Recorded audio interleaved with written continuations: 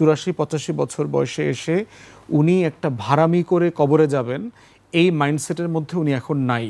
সে কালো টাকাকে ফেস করবে কিভাবে?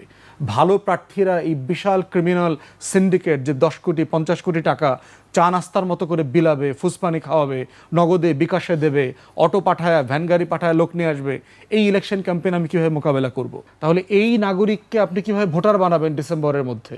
এটার জন্য আপনি কি ক্যাম্পেইন শুরু করছেন?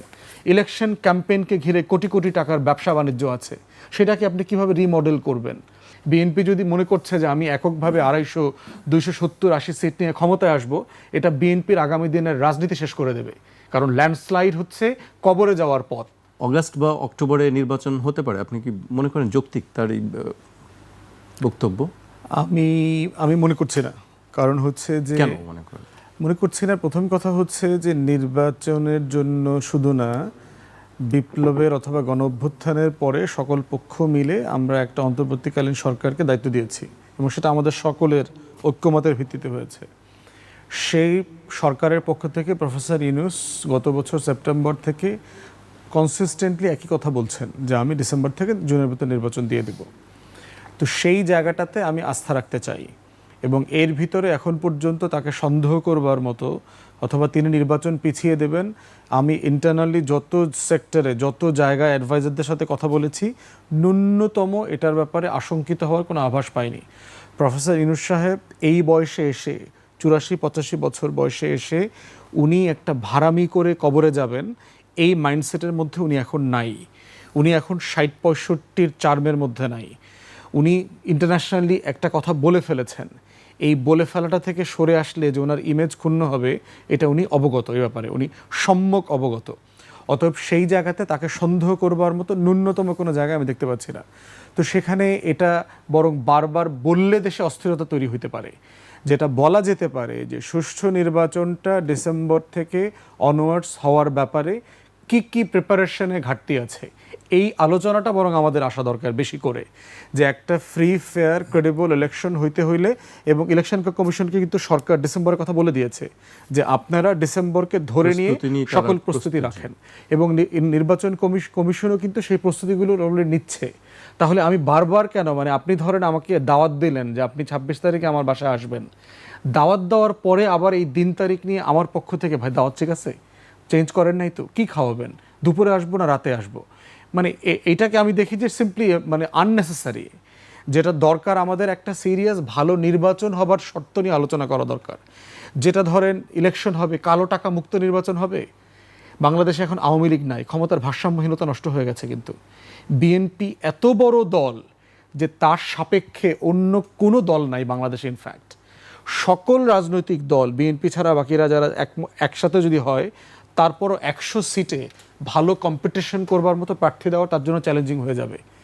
বাংলাদেশের সকল নির্বাচনী আসনে সকল সেন্টারে পোলিং এজেন্ট দিতে পারবে এমন কোনো দল নাই বিএনপি ছাড়া। তাহলে আপনি চিন্তা করেন যে বাংলাদেশের রাজনীতিতে কি পরিমাণ একটা শূন্যতা পূরণ হয়েছে। এটা দেশের জন্য ভয়াবহ একটা ব্যাপার। বিএনপির অস্তিত্ব সংকটে ফেলে দেবে। বিএনপি যদি মনে করছে যে আমি এককভাবে 250, 270, 80 সিট নিয়ে ক্ষমতায় আসব, এটা বিএনপির আগামী দিনের রাজনীতি শেষ করে দেবে। কারণ ল্যান্ডস্লাইড হচ্ছে কবরে যাওয়ার পথ। ল্যান্ডস্লাইড কখনো অ্যাকাউন্টেবল পলিটিক্স তৈরি করে না রাষ্ট্রে। অতএব সেই জায়গাতে আমাদের সবার জন্য এখন আলোচনার বিষয় হয়ে গেছে যে একটা ক্রেডিবল অপোজিশন আমি কোথায় পাবো। তারপরে ধরেন একটা বিশাল দল আছে, অনেকগুলো দল এখন আছে বিএনপির সাথে বার্গেন করে একটা দুটা সিট বাগাইতে পারে কিনা। কেউ বিরোধী দল হইতে চায় না। তাহলে আপনি বিরোধী দল ছাড়া পার্লামেন্ট কিভাবে চালাবেন? আপনি ওয়েস্টমিনিস্টার মডেলের পলিটিক্স চান তো এই দেশে, তাহলে সরকারকে অ্যাকাউন্টেবল করবে কে? বিএনপির পক্ষ থেকে বলে দেওয়া হয়েছে জাতীয় ঐক্যমতের সরকার হবে, মানে যুগপদে যারা ছিলেন তাদের সবাইকে নিয়ে এসে সরকার গঠন করবে। তাহলে বাকি থাকবে কে? সবাই সরকারের অংশীদার হয়ে যাবে। তাহলে সেখানে কি গণতন্ত্র ফ্লারিশ করবে? এটা দেশের জন্য ভয়ানক একটা ব্যাপার। তাহলে আমাকে ডিসেম্বরের দিন তারিখের থেকেও, আমি তো এগুলো নিয়ে আমি চিন্তিত আমার কালো টাকা মুক্ত নির্বাচন কিভাবে হবে? যারা নতুন নির্বাচনে আসতে চায়, একটা যোগ্যতার ভিত্তিতে, মেরিটের ভিত্তিতে ইলেকশন করতে চায়, সে কালো টাকাকে ফেস করবে কিভাবে? ভালো প্রার্থীরা এই বিশাল ক্রিমিনাল সিন্ডিকেট যে 10 কোটি 50 কোটি টাকা চা নাস্তার মতো করে বিলাবে, ফুসপানি খাওয়াবে, নগদে বিকাশে দেবে, অটো পাঠায়, ভ্যান গাড়ি পাঠায় লোক নিয়ে আসবে, এই ইলেকশন ক্যাম্পেইন আমি কীভাবে মোকাবেলা করব? অতএব গণ অভ্যুত্থান পরবর্তী আমরা যখন বলছি যে আমাদের একটা নতুন রাজনৈতিক বন্দোবস্ত লাগবে, নতুন নির্বাচনী বন্দোবস্তও তো লাগবে, সেটা কি আসলে? সেটার ঘাটতি কোথায় কোথায় আছে?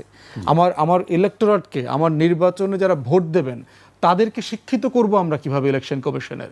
আমরা দেখবেন ইলেকশন কমিশনের কাজ আসলেই সাদা ব্যালটে হবে, ইভিএমে হবে, সেনাবাহিনী যাবে, যাবে না, ভিতরে ঢুকতে পারবে, পারবে না, সাংবাদিকরা মোটরসাইকেল চালায় যেতে পারবে, পারবে না, কয়টা পর্যন্ত পারবে, ক্যাম্পেইন কি হবে, দেখবেন এখানে চলে যায়। নির্বাচনের সবচেয়ে গুরুত্বপূর্ণ এলিমেন্ট হচ্ছে আপনার ভোটার। আপনার দেশে ভোটার আছে কিনা, যেটা নিয়ে আমি বারবার বলেছি। বাংলাদেশে তালিকাবদ্ধ ভোটার নাগরিক আকারে নাই, চিন্তার ভোটার নাই। এখানে এখানে ফুসপানির ভোটার আছে, যারা কেনাবেচা হয়। তাহলে এই নাগরিককে আপনি কিভাবে ভোটার বানাবেন ডিসেম্বরের মধ্যে? এটার জন্য আপনি কি ক্যাম্পেইন শুরু করছেন? ইলেকশন ক্যাম্পেইনকে ঘিরে কোটি কোটি টাকার ব্যবসা বাণিজ্য আছে, সেটাকে আপনি কিভাবে রিমডেল করবেন? আপনি কিভাবে খরচ কমায় ফেলতে পারেন? এই বিষয়গুলো নিয়ে যদি সিরিয়াস ডিসকাশন না হয়, আপনার কোনো ফ্রি ফেয়ার ইলেকশন তো দূরের কথা, বাংলাদেশের ইতিহাসের সবচেয়ে লপসাইডেড ইলেকশন হবে এই আগামী ডিসেম্বর থেকে জুনের নির্বাচন। এই লেভেলের 73-এও শেখ মুজিবকে জাসদ যে লেভেলে চ্যালেঞ্জ করতে পেরেছে ইলেকশনে, এখানে বিএনপিকে চ্যালেঞ্জ করার মতো কোনো দল আশেপাশে নাই, কেউ নাই কালেকটিভলি। আপনাদের দল?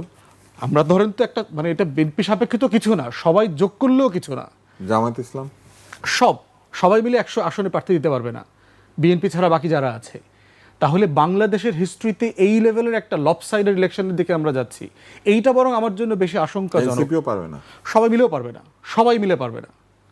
তাহলে সেই জায়গাতে এই ডিসকাশনটা কত জরুরি আমাদের জন্য, যে আমার দেশের স্বার্থ তো আমার ফার্স্ট প্রায়োরিটি, সবার আগে তো বাংলাদেশ। আমার